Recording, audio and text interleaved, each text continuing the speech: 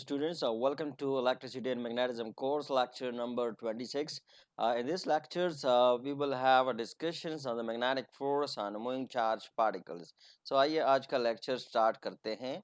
Lecture का उन्वान है magnetic force on a moving charge particle. कि हमारे पास एक charge particle है और वो चार्ज पार्टिकल मैग्नेटिक फील्ड में मूव कर रही है. तो इस पे जो मैग्नेटिक फोर्स रिएक्ट कर रहा है हम उसके बारे में बात करेंगे. सो इसके लिए ज़रूरी है कि हम एक चार्ज पार्टिकल को लें और हम कहें कि वो जो चार्ज पार्टिकल है वो मूव कर रहा है एक मैग्नेटिक फील्ड में. तो जब चार्ज पार्टिकल मैग्नेटिक फील्ड में मूव कर रहा है तो उस पे वो मैग्नेटिक फोर्स जो रिएक्ट करती है वो that magnetic force is basically given by this equations. ठीक है, एक चार्ज पार्टिकल है, वो चार्ज पार्टिकल एक सर्टेन वेलोसिटी एक सर्टेन स्पीड के साथ मैग्नेटिक फील्ड में मूव कर रहा है.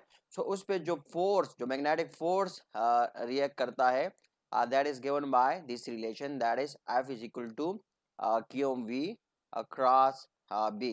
अब ये जो रिलेशन है इसमें जो V है, just like you can see here, that is for the velocity of the charged particles.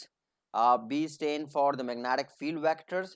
You can see the arrow sign. The arrow sign basically represents the vector. So B is the magnetic field vectors and F is the force on the particle. ठीक है, so ये हमारे पास relation है force के लिए जब particles move कर रहा हो, जो चार पार्टिकल मूव कर रहा हो मैग्नेटिक फील्ड के अंदर.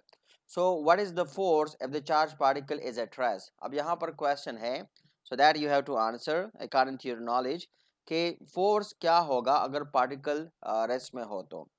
so just by utilizing your knowledge, अगर पार्टिकल रेस्ट पे है so what it mean that we will be zero, velocity zero है, so the force automatically it will be zero. so जिस तरह कि आप लोगों ने पढ़ा भी है पिछले क्लासेस में वेक्टर नोटेशंस के बारे में कि हमारे पास वेक्टर नोटेशंस है और कुछ हमारे पास कन्वेंशंस है. Just like you can see the one here कि ये एक डार्ट है और डार्ट के गिर्द हम एक दायरा लगाया हुआ है.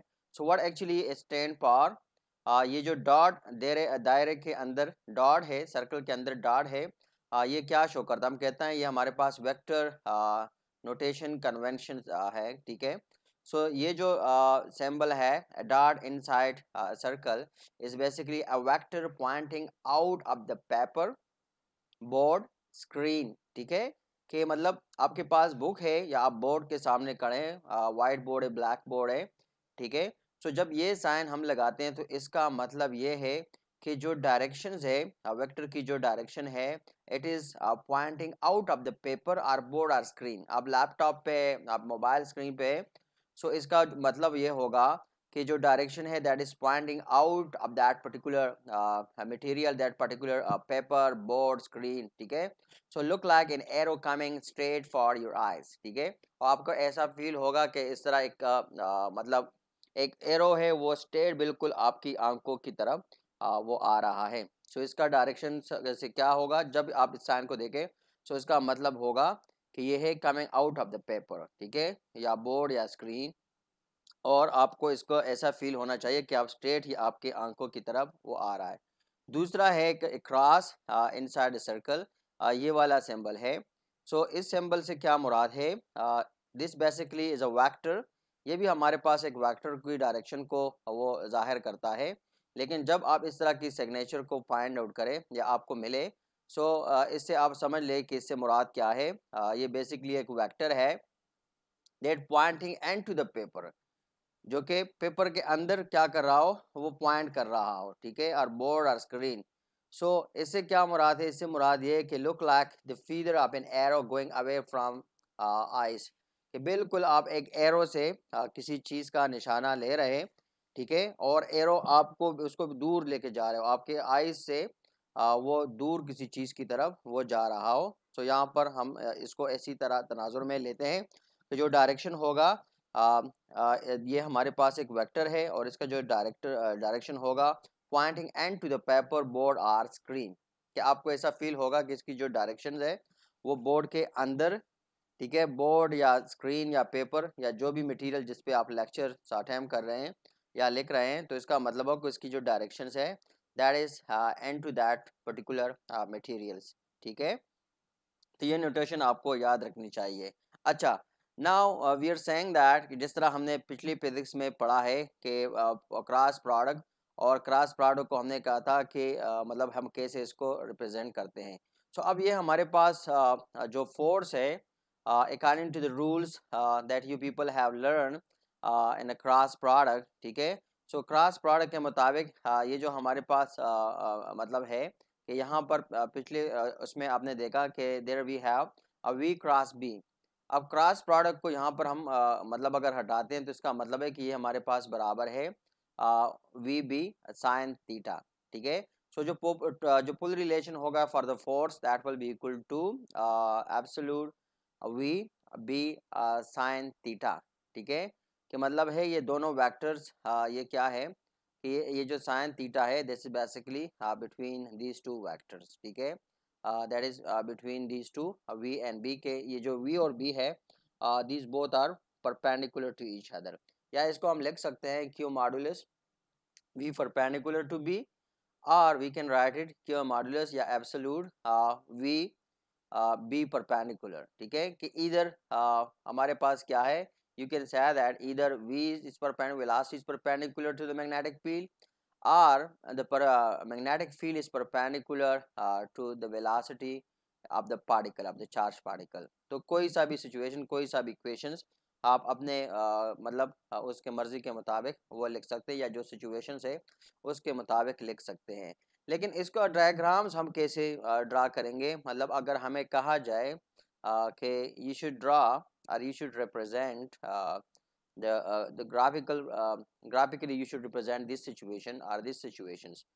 So how we do this, we can do this by just like the one shown in the figure, कि ये हमारे पास है कि यहाँ पर हम मैग्नीट्यूड ऑफ मैग्नेटिक फोर्स जो है, ठीक है, magnitude of the magnetic force and the meaning of V perpendicular and B perpendicular, कि यहाँ पर ये हमारे पास सिचुएशन है कि जिसमें हम कहते हैं कि वी परपेंडिकुलर है, ठीक है। कि हमारे पास क्या है, ऐसी सिचुएशंस है जिसमें हम कहते हैं चार्ज पार्टिकल मूव कर रहा है, लेकिन सिचुएशन ऐसी है कि v जो है वो क्या है, v जो है that is perpendicular to the magnetic field. So यहाँ पर देखें कि वेलोसिटी का बेसिकली हम क्या ले रहे हैं, वेलोसिटी का हम, चूंकि वेलोसिटी हमारे पास वेक्टर है तो इसका हम कंपोनेंट ले रहे हैं। So the component that is perpendicular to the magnetic field, ठीक है। सो ये हमारे पास ये सिचुएशन है। अगर हम कहेंगे कि हमारे पास सिचुएशन ऐसी है कि जिसमें हम कहें कि हमारे पास क्या है कि जो मैग्नेटिक फील्ड है वो परपेंडिकुलर है किसके, परपेंडिकुलर टू द वेलोसिटी है। तो यहाँ पर फिर हमारे पास सिचुएशन ये होगी, so that should be the component of what, that should be the component of the magnetic field vector। मतलब ये दोनों की रिप्रेजेंटेशंस है कि हम अगर कहते हैं कि v परपेंडिकुलर टू b तो हमारे पास ये रिप्रेजेंटेशन होगा, और v यहाँ पर हमने शो किया है कि how v will perpendicular to b, ठीक है। और जब हम कहेंगे कि b is perpendicular to v तो फिर हमारे पास ये सिचुएशंस है, ठीक है। इसको हमने यहाँ पर वो शो किया हुआ है, ठीक है। So the direction of force, direction of force के लिए हम क्या करेंगे, राइट हैंड रूल जो है आप लोगों ने पिछले क्लासेस में पढ़े हैं उसको हम यूटिलाइज करेंगे, ठीक है। So for that you have to finger out thumb perpendicular to them, ठीक है। आपने बिल्कुल अपने जो फिंगर है उनको फैलाने हैं, और जो आपकी जो थंब है वो उनकी परपेंडिकुलर होने चाहिए। So then rotate your hands, alter your palm points in the directions of B, ठीक है। कि आपने फिर क्या करना है, अपने हाथ को ऐसे रोटेट करना है कि आपका जो हाथ है ये बिल्कुल आपके जो पाम है उसकी तरफ वो पॉइंट करें, ठीक है, in the direction of B. So B remember यहाँ पर जो कर्ल फिंगर्स है through the smallest angles from V to B, ये जो कर्ल फिंगर्स आपके हैं that is basically the smallest angle from vector V to vector B. So जो thumb है आपका इसी सिचुएशंस में जो थंब है that will point in the direction of force, ठीक है। इसको थोड़ा सा फिर हम ग्राफिकली लेटर ऑन इसी लेक्चर में या दूसरे लेक्चर में फिर डिटेल के साथ डिस्कस करेंगे। ये जो हम अभी बता रहे हैं maybe it will be difficult for you people to understand, लेकिन बाद में फिर हम आपको इसको मतलब डायग्रामेटिकली हम इसको मज़ीद एक्सप्लेन करेंगे, ठीक है। और ये ऑलरेडी ये जो 2 अल्टरनेटिव वेरिएशंस है कर्ल फिंगर का, ठीक है, या right handed turning right hand screw का, ये ऑलरेडी आपके टेक्स्ट बुक के अंदर वो मौजूद है, ठीक है। और इसके लिए हमारे पास एक दूसरी भी वेरिएशन है जिसको हम कहते हैं राइट हैंड रूल्स। अब वो इंशाल्लाह आगे की उसमें हम डिस्कस करेंगे, जो आगे लेक्चर है उसमें उसको मज़ीद डिटेल के साथ हम इसको फिर डिस्कस करेंगे, ठीक है। अब ये जो सिचुएशंस है कि हम कह रहे हैं कि ये हमारे पास इक्वेशन है फॉर द मैग्नेटिक फोर्स, ठीक है। So the direction of the magnetic force just like you can see it here in this particular situations, कि ये हमारे पास ये सिचुएशंस है कि जिसमें हम कहते हैं चार्ज पार्टिकल मूव कर रहा है, the charge is positive, so the angle between the velocity vector and the magnetic field vector is theta. So इस सिचुएशन में हमारे पास जो फोर्स होगी, force will be perpendicular to both the magnetic field and the velocity, ठीक है। तो जो force होगा वो क्या होगा, वो परपेंडिकुलर होगा to both the magnetic field and the velocity. लेकिन अगर हम पॉजिटिव चार्ज को रिप्लेस करें नेगेटिव चार्ज से, अब यहाँ पर हम कहते हैं कि देखो पॉजिटिव चार्ज की बजाय हमारे पास नेगेटिव चार्ज है, तो यहाँ पर देखें कि force is in this particular direction when the charge is positive, लेकिन when the charge is been replaced by negative charge, so then you can see the direction of the force will also change, कि फिर हमारे पास force की जो direction है वो भी चेंज हो जाएगी। लेकिन यहाँ पर सिचुएशन है, अगर हम कहें कि V और B की हम क्या करते हैं पोजीशंस चेंज आउट कर देते हैं, सो फिर हमारे पास फोर्स किस डायरेक्शन में पॉइंट आउट होगा in particular situations when we have the charge as a negative charge, ठीक है। सो ये आप लोगों ने मतलब क्या करना है, ये आप लोगों ने बताना है, ठीक है। इसमें भी some sort of the assignment. अच्छा, फिर फुल प्रूफ के तौर पे we have a technique for calculating both magnitude and direction of magnetic force, ठीक है। जो मैग्नीट्यूड और डायरेक्शन के लिए हमारे पास जो डिटर्मिनेंट वाला मतलब है, जिस तरह आप वेक्टर या क्रॉस प्रोडक्ट फाइंड आउट करते हो, so just like that you can do it for finding the magnetic force, ठीक है। और ये हमारे पास है डिटर्मिनेंट वाले रूल्स है, जिस तरह क्रॉस प्रोडक्ट के लिए आप वो कर सकते हो।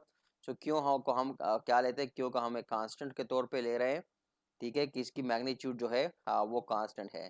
सो then you have to evaluate this determinant and whatever you get that you have to multiply by Q, so you will get the magnitude of the force, ठीक है। तो इससे आपके पास मैग्नीट्यूड ऑफ द फोर्स, या अगर आप direction find out करना चाहते हैं तो it will give you the directions of the force as well, ठीक है।